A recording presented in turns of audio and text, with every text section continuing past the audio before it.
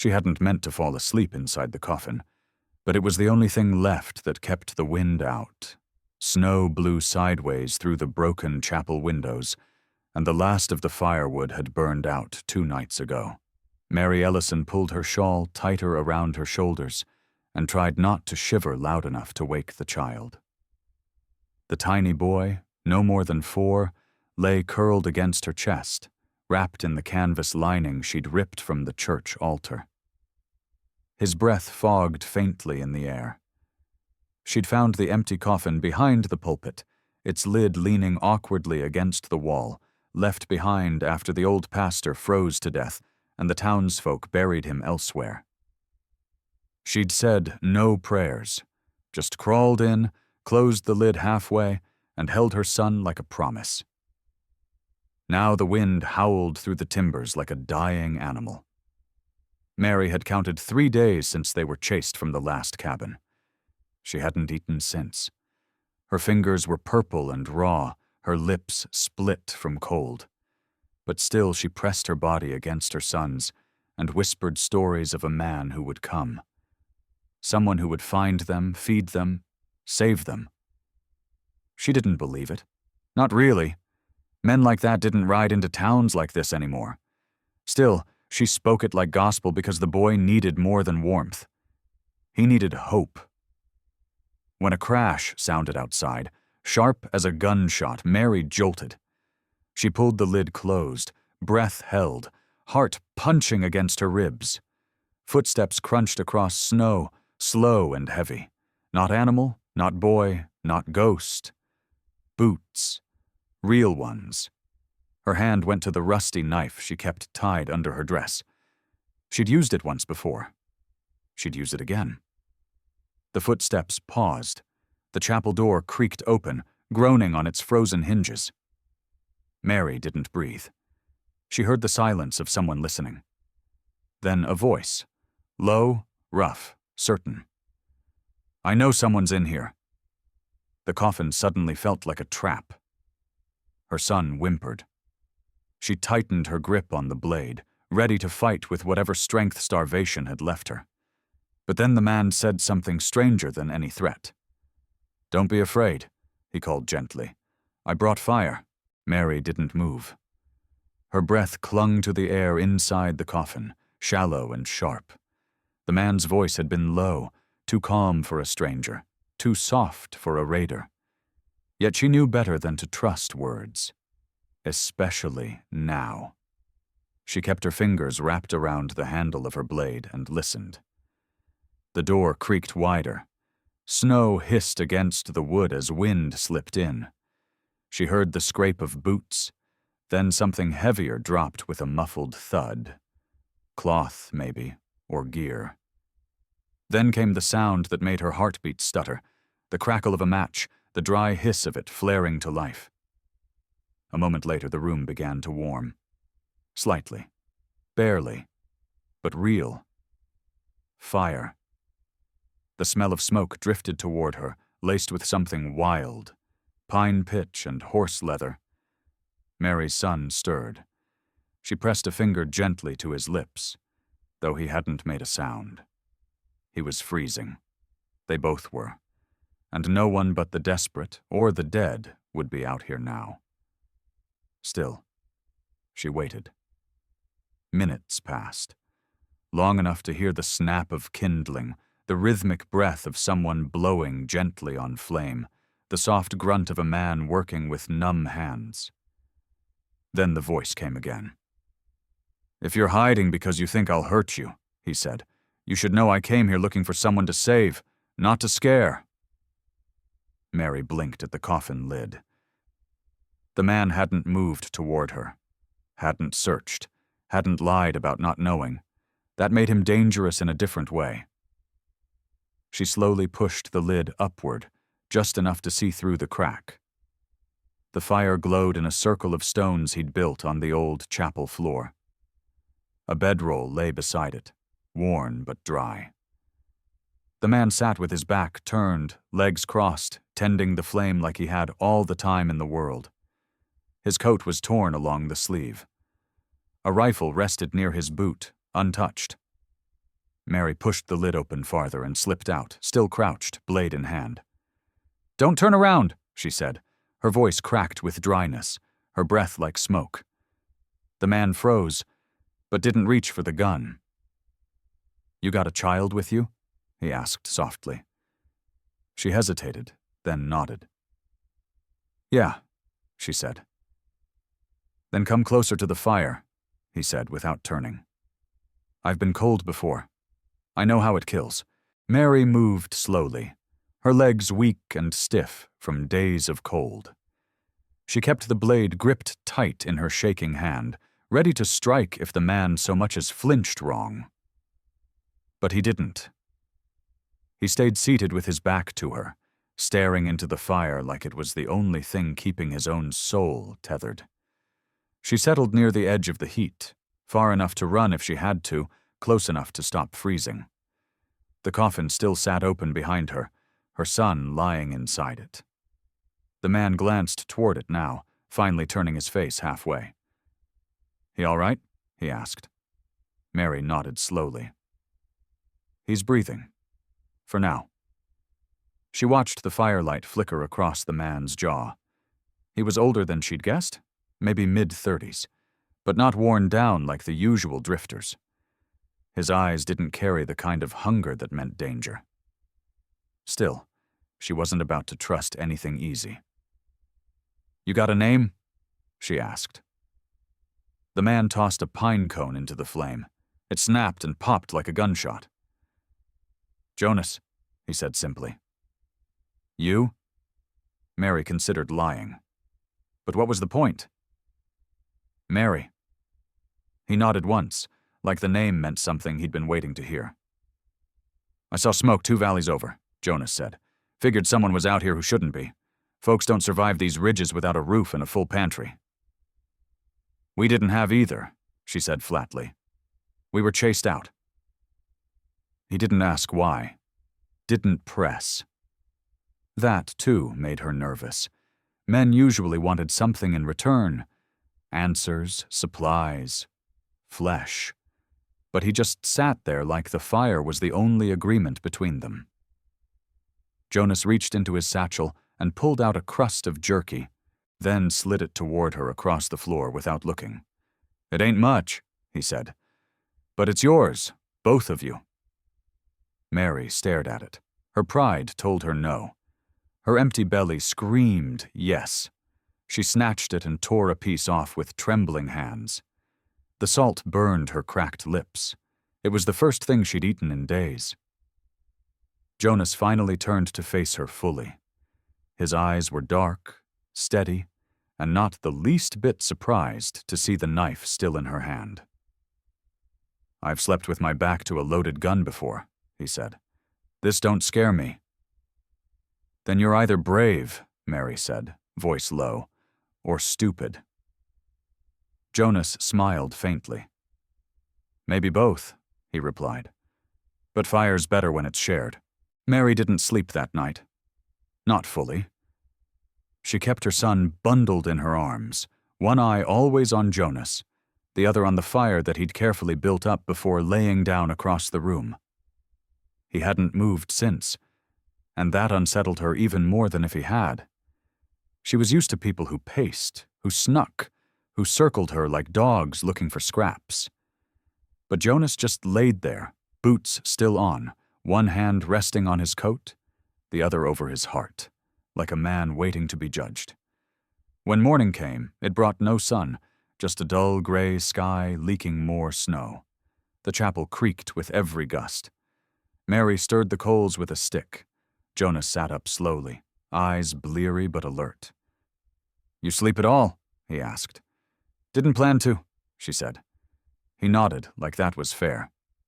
Her son whimpered and reached for her collar. She shifted him to her hip and kissed the top of his head. "He got a name?" Jonas asked. Mary hesitated. "Nathaniel." "Strong name." "He's all I got left." She didn't mean to say it, not like that. But the words came out raw, and the silence after stretched too long. Jonas didn't offer pity. He just leaned forward and pulled something from his coat pocket. a hard biscuit wrapped in cloth. "He needs to eat," he said. "And so do you." Mary took it, suspicious still, but grateful enough to keep her words sharp. "You always give your rations to strangers?" Jonas shrugged. "Only the ones who look like they've already bled for something." Mary chewed slowly, letting the crumbs soften in her mouth before passing a piece to her son. He chewed on it like it was gold. Jonas reached into his saddlebag and laid out a small tin pot. "There's a spring 1/2 mile down. I'll fetch water. If I don't come back, there's a town 2 ridges south." Mary stood sharply. "You're leaving?" "Not if I can help it," he said. "But I ain't tying you to me. I'll walk for water, come back if I can. You'll know by nightfall." "Why are you doing this?" she asked, voice thin with doubt. Jonas looked at her like it was the simplest thing in the world. "Because I remember what it's like to not be worth saving." Then he stepped out into the cold, his boots disappearing into white. The moment Jonas disappeared into the curtain of snow, Mary's mind began to race. She sat rigid beside the fire, listening for anything that didn't belong.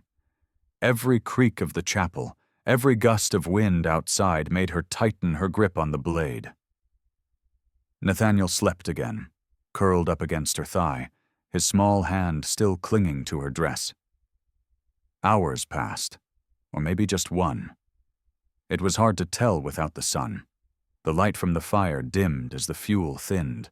She kept feeding it scraps from a broken pew. Jonas didn't return.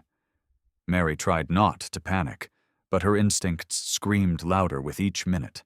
Had he abandoned them? Had someone else found him first, or worse? Had he led someone here? She rose, heart hammering, and quietly moved toward the chapel's side window. Snow blanketed everything, thick and untouched. No movement, no sound. Then, footsteps, not one set. 2, maybe 3. Muffled voices, low and laughing. Men. Mary backed away from the window in a rush and grabbed Nathaniel, clutching him against her chest. The blade trembled in her hand. The front door groaned open. She hadn't locked it. Couldn't. She heard the crunch of boots on the floor, the scuff of spurs, the dragging paws of someone sizing up the room. "Well now," a voice drawled, slow and mean. "Ain't this cozy?" Mary didn't wait. She stepped out from behind the pulpit, knife held high, eyes blazing. "I'll cut the first one who steps closer." The 3 men froze. All dust, leather, and winter-stained coats. The one in front, tall, with a crooked grin and a scar down his cheek, laughed softly. "Easy, darling. We're just looking for our friend. Tall fella? Said he was headed this way." Mary didn't blink. "He's not here." "Funny," the man said, tilting his head. "'Cause his horse is tied up outside and his prints lead straight to your little church hideout." Her throat went dry. Jonas's horse. He hadn't taken it to the spring, which meant he'd gone on foot. "Why?" The scar-faced man took a step closer. "Where's the man, sweetheart?" Mary stood her ground. "He'll be back soon," she said, "and if he sees you here, he won't be happy." The man chuckled. "That so?" A second man moved toward the fire, stomping snow off his boots. "Warm in here. Think we'll stay a while." Mary's pulse pounded. She had no backup, no food, and no idea if Jonas was coming back. But she'd been hunted before, and this time she wasn't running. The scar-faced man leaned against the chapel door like he owned the place. His eyes moved slowly from Mary to the coffin, then to the small bundle curled inside it. "Well," he muttered, "would you look at that?" Mary stepped in front of the coffin before he could get closer. "He's just a boy," she said, her voice like ice. "You touch him and I'll carve you open."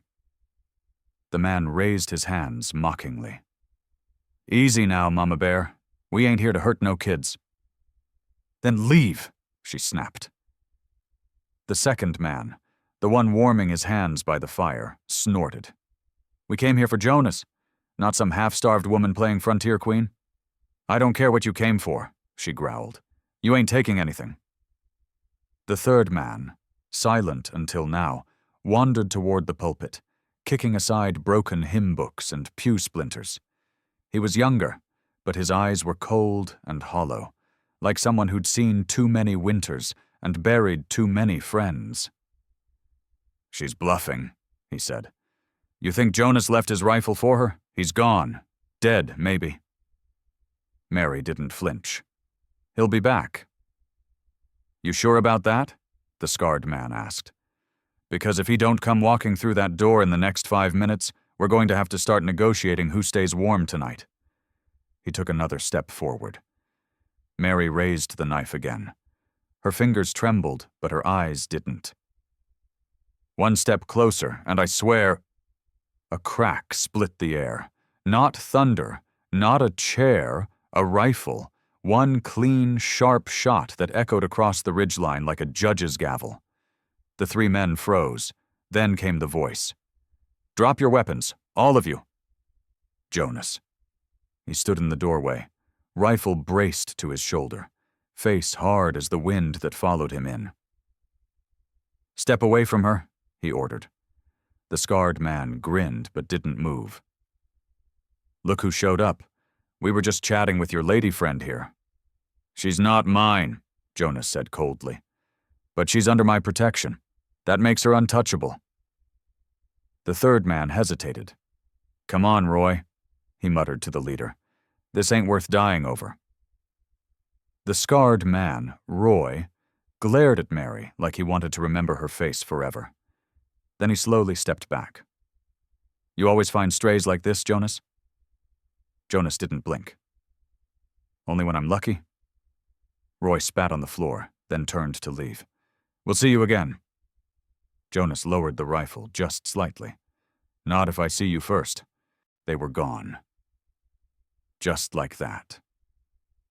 The moment the door slammed shut behind the last of them, Mary collapsed back against the chapel wall, her breath shaking, blade still clutched tight in her fist. Nathaniel stirred in the coffin, whimpering softly from the tension that hadn't yet lifted. Jonas didn't move for a long second. He stood with the rifle still in his hands, jaw tight, eyes fixed on the door as if expecting it to burst open again. Only when the silence held did he finally lower the weapon and walk over to the fire. Mary watched him, still bracing for betrayal, though the air felt different now, like something dangerous had passed over them, and kept walking. "You came back," she said, quieter than she meant to. Jonas crouched near the fire, adding another handful of broken wood. "I never said I wouldn't." "You left the horse. Didn't want the prince to lead straight back here." She blinked. "So you walked?" "In this cold?" "Took longer, but I knew they'd be watching." "They always are." Mary moved toward Nathaniel and lifted him gently from the coffin. He blinked sleepily and looked toward the man who had just kept him alive. "You know them?" she asked. Jonas nodded. "They were part of a gang I rode with a long time ago, before I got tired of stealing and burying the people we stole from. And now they're after you? Not just me, anyone I try to help?" He rubbed his hands near the fire. "They think redemption's a betrayal." Mary sat down across from him, Nathaniel in her lap, wrapped in both her shawl and the quilt Jonas had added to the fire circle. "Well," she said, "I'd say today you redeemed something." Jonas didn't answer. He just looked at her. Really looked. And his expression softened like it hadn't in years. "You didn't have to stand up to them like that," he said. "Most folks would have begged." Mary shrugged. "I've begged before. It doesn't work." Jonas looked toward the cracked chapel ceiling. "You ever think about what's next? Where you'll go when the snow clears?" "Every day," she whispered, "but I haven't had a map since my husband died." He studied her for a moment, then glanced toward the fire. "Then maybe we draw a new one, together." She didn't answer right away. But for the first time in weeks, the warmth she felt had nothing to do with the flames. The days that followed moved like a thaw, slow, careful, but certain. The snow stopped falling by the second morning, revealing more than just the trail Jonas had covered. Trees bowed heavy with frost, and the chapel stood like a survivor, battered but upright. Inside, life began to take root again. Jonas had set traps in the nearby woods and returned with a rabbit the size of a child's boot. He showed Mary how to clean it with calm hands and quiet instructions, never assuming she was helpless, only offering what she didn't already know. She listened. She learned. Nathaniel laughed for the first time in weeks after Jonas let him tug on the rabbit's ears before roasting it. They sat together by the fire that night, closer now. Jonas leaned back on one elbow, boots crossed, watching the flames. "I never thought I'd end up in a church again," he muttered. "Not after the things I've done." Mary looked up from feeding Nathaniel. "You think the roof makes it holy?" "No," he said. "I think the people inside do." She considered that. "Then maybe it became one the second you stepped back in." He chuckled quietly. "That's a generous way to look at a man with blood on his boots." "It's winter," she said. "Everyone's carrying something." He turned to her. "What about you? You got dreams still tucked away somewhere? Someplace you'd go if the road opened up tomorrow?" Mary looked down at her son's soft curls and felt the ache in her chest bloom like spring against frost. "A warm house," she said softly. "Windows that don't rattle. A garden. A room where Nathaniel can keep a toy without someone stealing it. That's all." Jonas nodded slowly. "That's not a dream," he said. "That's a promise waiting to be kept." She blinked at the firelight, surprised by how much the words settled inside her. Jonas leaned forward and pulled something from his bag. A torn, water-stained map. He unfolded it carefully, tracing a line south with his fingertip. "There's a ridge down here," he said. "Good soil, fresh stream, wild game. I scouted it last year but couldn't stay." "Why not?" "Didn't have a reason to." He looked at her then. Really looked. "Maybe I do now." The silence between them wasn't awkward. It was heavy with meaning. Mary reached out and touched the edge of the map with one finger. "Then let's go before the snow forgets we're here." They left the chapel at sunrise, bundled in every scrap of warmth they could carry. Jonas had crafted a crude sled from pew boards and rope, sturdy enough to pull Nathaniel and their supplies while they walked. The boy sat swaddled in quilts, watching the snowy world pass with wide eyes, still too young to understand that they were no longer running from something. They were walking toward something instead. The trail Jonas chose wasn't the easiest. It wound through narrow passes and steep inclines, the kind of path only someone with a past full of back doors and hidden routes would know. But it was quiet. Safe. The sun had returned, soft and golden, shining through the bare branches as if trying to make up for all the days it had vanished. Mary walked beside Jonas, her steps no longer those of someone waiting to fall. She moved with purpose now, each boot print pressing a future into the snow. "You really think that ridge is still untouched?" she asked, pulling her shawl tighter. "I think hope's worth walking for," he said, "even if it's cold and uphill." She glanced back at the sled. Nathaniel was humming to himself, playing with a pine cone. "He hasn't cried once today." "He knows," Jonas said. "Kids feel it first when fear lets go." They stopped near a frozen creek to rest, and Jonas handed her a strip of jerky, softer than before. Mary chewed thoughtfully, watching him refill a tin cup with melting snow. "You think they'll follow us?" she asked.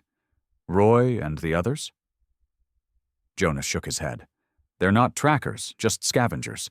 The kind that only chase noise, not shadows." "Still," she said, "if they come, then they'll find a different woman," he said. "One who doesn't freeze in fear, and a man who won't let her fight alone." Her eyes met his, and the silence that followed was warmer than the fire they'd left behind. By late afternoon, they reached the ridge. It rose like a promise above the trees, wide, open, dusted with snow but full of life waiting beneath. Deer tracks marked the perimeter. A stream glittered where the ice had begun to crack. Jonas stood still for a moment, as if taking measure of fate. "This is it," he said. Mary nodded, her heart rising with the wind. "It's more than I hoped for." He looked at her and smiled. "It's exactly what I needed." Together they began to build. Not just shelter, but something worth surviving for. Spring came quietly, one softened snowdrift at a time.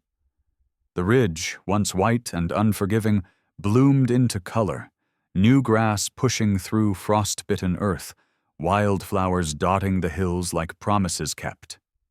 The cabin Jonas and Mary built wasn't much by anyone else's standards.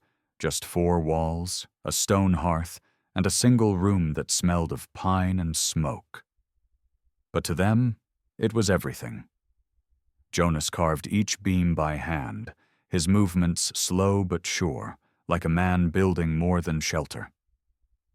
Mary stitched curtains from what little fabric she had, tying them with scraps from her old shawl.